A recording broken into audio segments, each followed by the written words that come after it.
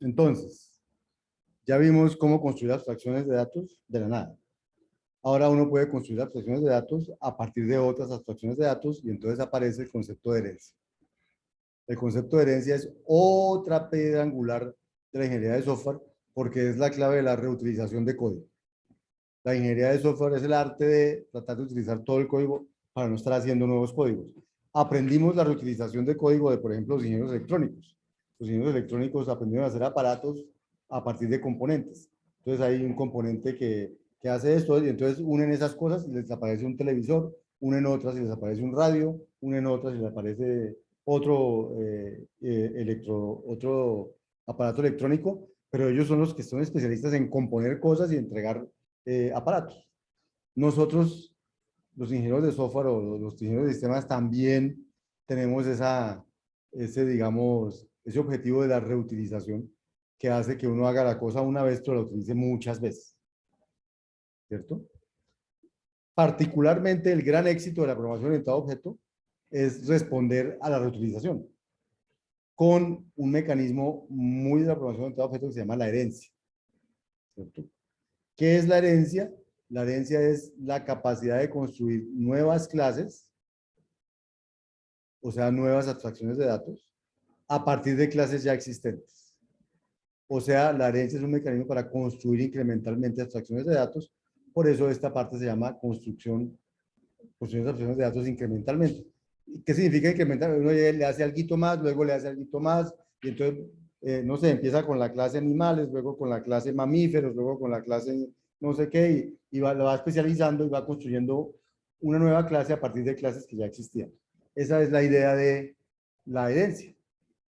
Y uno reutiliza código. ¿Qué provee a escala para hacer herencia? Entonces provee una cosa que llaman clases abstractas. Una clase abstracta, vamos a ver qué es, pero digamos, grosso modo, es una clase a partir de la cual no se pueden generar objetos, sino una clase a partir de la cual se pueden crear otras clases, pero no generar objetos. Herencia, escala provee herencia simple, no herencia múltiple, sino herencia simple, pero ofrece una cosa que se llaman los traits, que en español se llamarían rasgos, que yo no sé qué otra traducción darle a eso, realmente en inglés se usan traits, y que es un mecanismo para lograr hacer una especie de herencia múltiple, pero sin que se llame herencia múltiple. Este curso no es de orientación a objeto, por tanto, en este curso no vamos a entrar en el detalle de esas cosas, ¿cierto? Si alguien quiere aprender mucho de esas cosas, tendrá que leer en un libro la parte de objetos, que son los traits y todas las cosas. Aquí lo vamos a usar para cosas muy sencillas y cuando aprendamos a usarlo para eso, no vamos a explorar ni vamos a adentrarnos en eso, porque este curso no es de orientación a objeto. Y eso es una cosa de orientación a objeto. Conceptos clave cuando se usa herencia, una cosa se llama el grafo de herencia, otra cosa que llama el control de acceso y el control de capsulación, de los que ya hablamos. Con la herencia también hay control de acceso y control de capsulación. ¿Qué se puede usar? ¿Qué no? Cuando uno invoca un método, ¿cuál método está invocando, etcétera? Entonces, ¿qué son las clases abstractas? Vamos a ilustrarlo con un ejemplo. El ejemplo es construir implementar en escala la estructura de datos llamada conjunto, ¿cierto? Ustedes conocieron los conjuntos de matemáticas discretas, y bueno, vamos a ver los conjuntos construidos, digamos, construidos discretamente a partir de la nada, y entonces va a haber dos operaciones para construir conjuntos. Una, meterle un elemento nuevo a un conjunto, o sea, que recibe un elemento nuevo, un conjunto C, y construye el conjunto resultante de insertar ese elemento en C, ¿cierto? Si el elemento es nuevo, entonces hay un nuevo elemento en el conjunto. Si el elemento ya existía en el conjunto va a ser el mismo porque el conjunto no tiene elementos repetidos. Y también va a haber otra operación pertenece, que dado un elemento de un conjunto, me dice un booleano, me dice si el elemento pertenece al conjunto o no. De hecho, la tarea, con el taller que están haciendo ahorita, entonces la función pertenece está allí, ¿cierto? Y la función la función insertar también. En el que están haciendo tienen pertenece y tienen, no recuerdo, en el taller que están haciendo ahorita,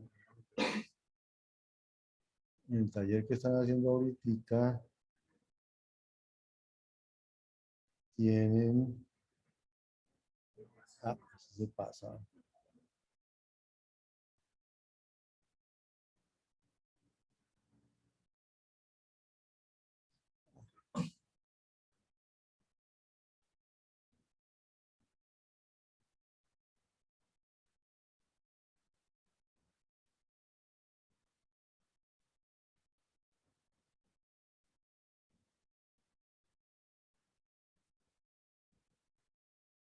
Tienen un pertenece, bueno, tienen el pertenece, no, y aquí tienen es una que se llama conjunto unitario, y a partir del conjunto unitario empiezan a hacer uniones, intersecciones, diferencias. O sea, no es la misma abstracción, sí son los conjuntos, pero no es la misma construcción de esa abstracción. Aquí vamos a construir conjuntos, insertando elementos en el conjunto. Allá se construían haciendo conjuntos unitarios y luego haciendo uniones, intersecciones y todo eso. Aquí solamente a partir de intersectar, y si hay una función pertenece, que es la misma que está allá, que me dice si un elemento pertenece al conjunto o no. Otras operaciones básicas sobre los conjuntos, una unión, la intersección, la diferencia de conjuntos, y entonces queremos implementar una abstracción de datos que represente el concepto de conjunto, ¿sí? Y para ello entonces vamos a usar las clases abstractas de Scala. Entonces, ¿cómo vamos a modelar los conjuntos enteros? Entonces se va a definir una clase abstracta, conjunto de enteros, que tiene dos funciones, insertar y pertenecer. O sea, aquí no hemos heredado de nadie, entonces todavía no estamos usando la herencia, ya la vamos a usar. Entonces la clase abstracta se llama conjunto de enteros. Las clases abstractas contienen los miembros sin la implementación. Entonces dice, vea, tiene que haber una función insertar, pero no dice cómo se implementa insertar. Tiene que haber una función pertenece, no dice cómo se implementa pertenece. Y por esa razón no se pueden crear instancias de una clase abstracta, porque no se sabe cómo operar con ellas. Entonces las clases abstractas son más bien como para especificar qué tipo de funciones quiero que yo tenga en mi clase, pero no para especificar implementaciones. Entonces la clase abstracta sirve para eso, y, eh, y entonces vamos a construir mis conjuntos a partir de las clases abstractas, vamos a heredar de ellas. Entonces, supongamos que queremos implementar los conjuntos de enteros por medio de árboles binarios ordenados, ¿cierto? ¿Todos saben qué es un árbol binario ordenado? Un árbol binario ordenado, si no lo saben, les cuento. Eh, por ejemplo, supongamos que quiero tener el conjunto que tiene el 1, el 2 y el 3. Entonces, muy probablemente el árbol binario ordenado que sirve para tener el 2, el 1, el 2 y el 3 sea este. Un árbol que tiene un nodo que es el 2. Por aquí ponen el 1 y por aquí en el hijo derecho ponen el 3. Entonces, este es un árbol binario ordenado. ¿Qué característica tiene un árbol binario ordenado? Que el nodo raíz, que es este, es mayor que todos los que hay aquí al lado izquierdo y menor que todos los que hay aquí al lado derecho. Y que cada subárbol es a su vez un árbol binario ordenado. O sea que si aquí hubiera también más numeritos, pues aquí solamente podría estar el 0 y aquí realmente no podría haber nada, porque si fueran enteros solamente, yo no puedo tener aquí el 2, porque todos los que están al lado izquierdo de este tienen que ser menores que este. Aquí realmente no podría haber nada. Aquí sí podría haber, no sé, un 5, 6, un 8, lo que sea. Al lado izquierdo tampoco podría haber nada porque tendría que haber un 2. Y tendría que ser menor que el 3, pero tendría que ser mayor que este. Bueno, eso es un árbol binario ordenado. Entonces, esos son los árboles que vamos a usar para modelar mis conjuntos en esta primera implementación. Entonces, los árboles binarios ordenados pueden ser de dos tipos. O un árbol vacío, o un árbol que tiene un elemento en la raíz y el resto de elementos en nuestros árboles izquierdo, los elementos menores que la raíz, y derecho, los elementos mayores que la raíz. Entonces, ¿cómo vamos a crear los árboles binarios? Los árboles binarios van a ser para modelar conjuntos de enteros. Entonces, vamos a decir que el árbol binario vacío es un conjunto de enteros. ¿Cómo lo decimos? Diciendo que vacío extiende la clase conjunto de enteros. ¿Qué significa que la extiende? Que, por decir que la extiende, ya hereda los métodos que ella tiene y los implementa. Entonces, hay dos métodos que ella tiene, el método pertenece y el método insertar. Ellos no están implementados en la clase conjunto de enteros, pero aquí sí los vamos a implementar. Si el conjunto, si la clase vacío va a ser el conjunto vacío, entonces, cuando me pregunten si un X pertenece a ese conjunto, ¿qué debo decir? Debo decir falso porque no hay ningún elemento en el conjunto vacío. Entonces, por eso el cuerpo de esta función es falso. Y si me dicen inserte un elemento en ese conjunto vacío, entonces, ¿qué me debe dar? Pues me debe dar un conjunto que no es vacío. Y los conjuntos no vacíos los vamos a implementar con los árboles, con un árbol. Entonces me va a dar un árbol no vacío, cuyo elemento central va a ser el elemento que voy a insertar y cuyo árbol izquierdo es vacío y cuyo árbol derecho es vacío. Ese es un árbol unitario, de un solo elemento, que es lo que queda, si yo le inserto un elemento al vacío, me queda un árbol de un solo elemento. Y es un árbol cuya raíz es el elemento, cuyo hijo izquierdo no tiene nada y cuyo hijo derecho no tiene nada, porque no hay más elementos. Ahora, la clase no vacío recibe un elemento, tiene un elemento central, tiene un árbol izquierdo que es un conjunto de enteros y un árbol derecho que es un conjunto de enteros, y extiende los conjuntos de enteros. Y me tiene que definir las dos funciones, pertenece e insertar. Entonces, ¿cómo digo si X pertenece a un árbol no vacío? Entonces, hay dos posibilidades. Bueno, hay tres posibilidades. Que X sea menor que el elemento raíz. Si X es menor que el elemento raíz, me preguntan si pertenece, entonces tengo que buscarlo en el hijo izquierdo. Porque no es la raíz, luego estará en el hijo izquierdo. Entonces, le digo, coja el hijo izquierdo y pregúntele si X pertenece al hijo izquierdo.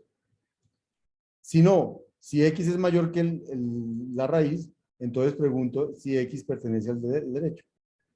Si no, si X no es menor que el elemento de la raíz ni es mayor, entonces tiene que ser el elemento de la raíz. Entonces devuelvo true porque ya lo encontré. ¿Listo? Ese es pertenece. ¿Y cómo es insertar?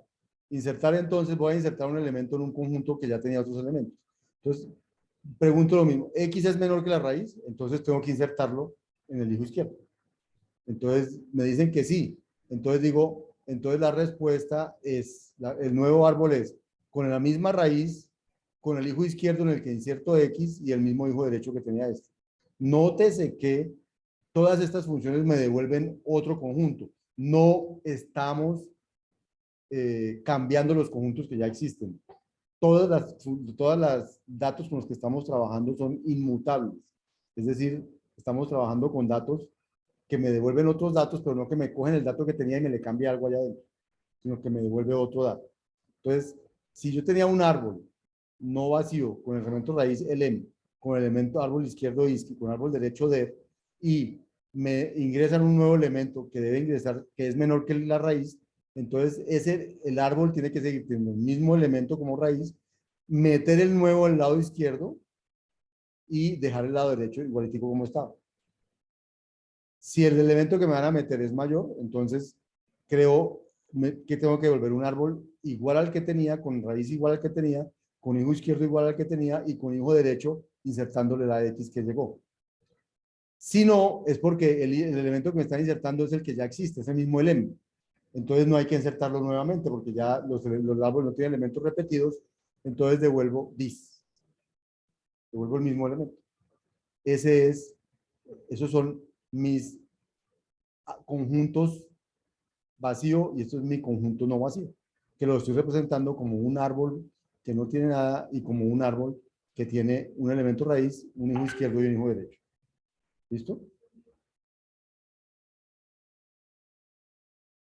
Entonces noten que las definiciones de insertar y pertenece en las clases vacío y no vacío implementan las funciones abstractas de la clase conjunto de enteros. Toda extensión de una clase abstracta debe implementar las funciones que ya no tiene implementadas.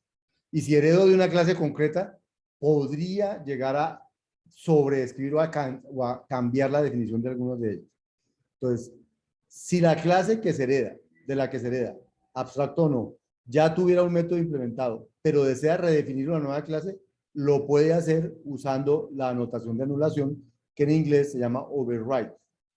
Entonces, si usted tiene una clase base, digamos que tenía un método que se llamaba foo y otro que se llamaba var, y usted quiere crear una clase nueva que extiende base,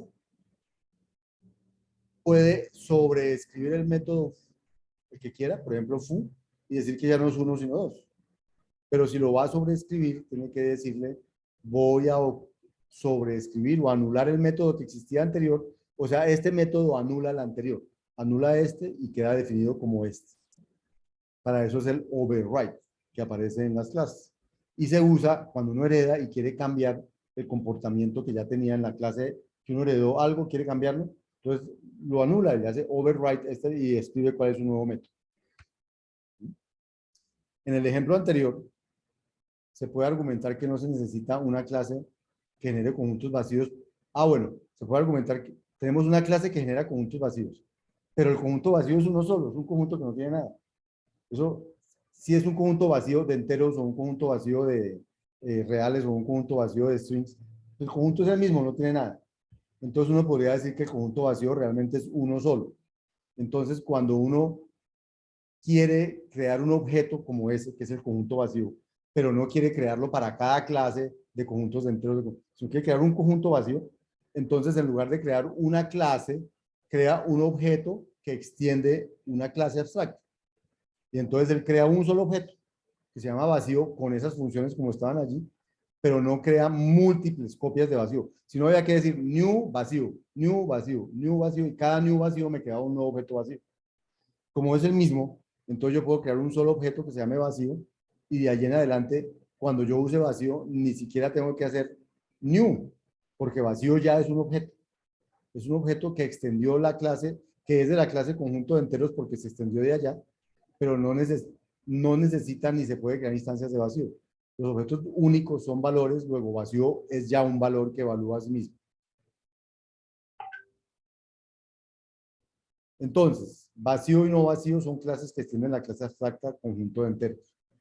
Se dice que los tipos vacío y no vacío se ajustan. En inglés se dice conform al tipo conjunto de enteros. ¿Por qué se ajusta? Porque hizo lo que tenía que hacer, redefinir las funciones que tenían allá. Es decir, un objeto de tipo vacío o no vacío se puede usar en cualquier sitio donde usted esté esperando un conjunto de enteros. O sea, de alguna manera, si algo es de tipo vacío o de tipo no vacío, también es del tipo conjunto de enteros. Conjunto de enteros se denomina la superclase de las clases vacío y no vacío. Vacío y no vacío se denominan las subclases de conjunto de enteros. ¿Cierto? En escala, toda clase definida por el usuario extiende alguna clase. O sea, no es cierto que haya clases definidas de la nada. Esa que yo definí hoy, racional, que no decía extends nada, realmente por detrás extends algo. Siempre viene de alguna parte. Si no se explicita, extiende por defecto la clase object de Java. Las superclases directas o indirectas de una clase C se denominan clases base de C. Las clases bases de no vacío son conjunto de enteros y objeto, aunque no sea explícita de objeto. Esas clases base de todo el mundo.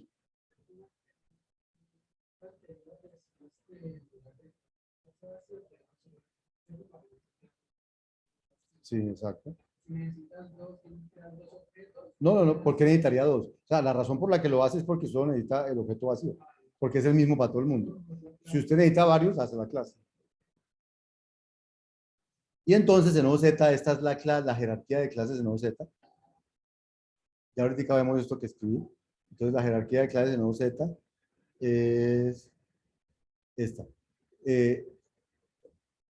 Hay una clase que se llama escala.any, que es cualquier cosa es de clase escala.n. Esa clase tiene dos subclases. Escala.ny, lo pongo más, escala.anyval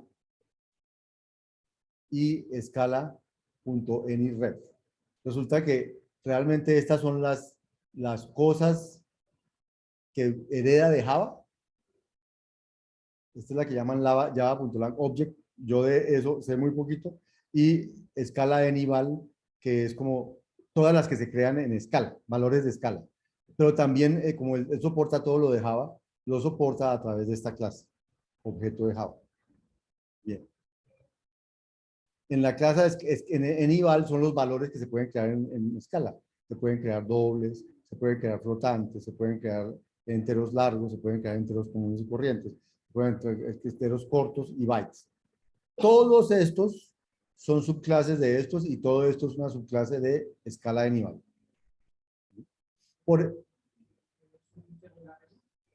Es un entero que no cabe en 2 bytes sino en 4 bytes. ¿Sí? Y corto es que creo que es un byte. Desde 2 bytes. Este es de 1, este es de 2 y este es de 4. Escala.char es un tipo de escala que realmente es un subtipo de entero. O sea, los caracteres son realmente enteros. ¿Sí? El carácter 0, el 1, el 2. Lo que pasa es que cuando dice que lo viene como carácter, entonces escribe A, B, C, D, E. Pero si usted le quisiera decir que lo escriba como número, escribiría el número que representa cada carácter. O sea, los caracteres son números. Los booleanos son valores, true y false, y hay algo que es un valor, pero que no es un valor, que es unit. Cuando algo no devuelve nada, entonces se dice que devuelve unit. Pero unit es un valor que significa no devolver nada. Pero en el fondo es un valor, que es no devolver nada. Bien. Por el lado de los objetos, entonces, en escala hay varios tipos de objetos. Entonces, así como hay el objeto de Java, entonces un objeto de escala es a su vez una subclase de los objetos de Java. Y dentro de los objetos de escala están unos que se llaman iterables. Dentro de las iterables están las secuencias. O sea, iterables significa que son objetos que se construyen típicamente a partir de una función que se llama next. O sea, un objeto iterable, si yo le mando next de este, me devuelve el siguiente, y el siguiente, y el siguiente. Son objetos como enumerables. Escala C, que son las secuencias. Las secuencias son una subclase de los iterables. Las listas son unas subclases de secuencias. Y pues están todas las clases de escala que uno define o que uno define, ¿cierto? Y de todas ellas, escala.null es una subclase de ellas. Y hay una cosa que se llama escala.nothing, o sea, nada, que es subclase de todo. Esa es como la jerarquía de clases de escala.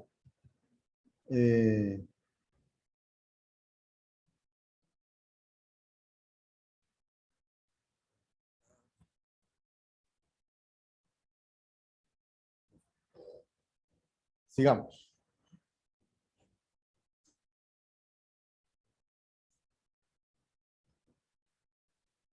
¿Qué son los threads o los sesgos? Entonces, en escala la herencia es simple o sencilla, no múltiple. Una clase no puede heredar o extender sino de una sola clase. Pero estos magos de escala crearon una cosa, dijeron que muchas veces uno necesita como reutilizar código de varias fuentes, pero no hacer herencia como tal. Entonces, pero no hacer herencia múltiple. La herencia múltiple tiene muchos problemas. Entonces, ellos crearon una cosa que llaman los threads. Mecanismo exacto allá adentro, insisto, eso es de orientación a objeto, habría que entrar a estudiar eso desde el punto de vista de los objetos, que no es el objeto de este curso. Sin embargo, grosso modo, ¿qué es un thread? Un thread también encapsula métodos y definiciones de campos que se reutilizan mezclándolos en las clases. O sea, yo puedo, cuando creo una clase, digamos que cuando creo una clase,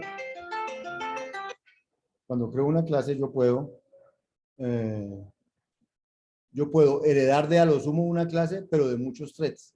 Por ejemplo, yo puedo decir que la clase cuadrado extiende la clase forma con muchos threads, como plano, movible u otros. Aquí el thread plano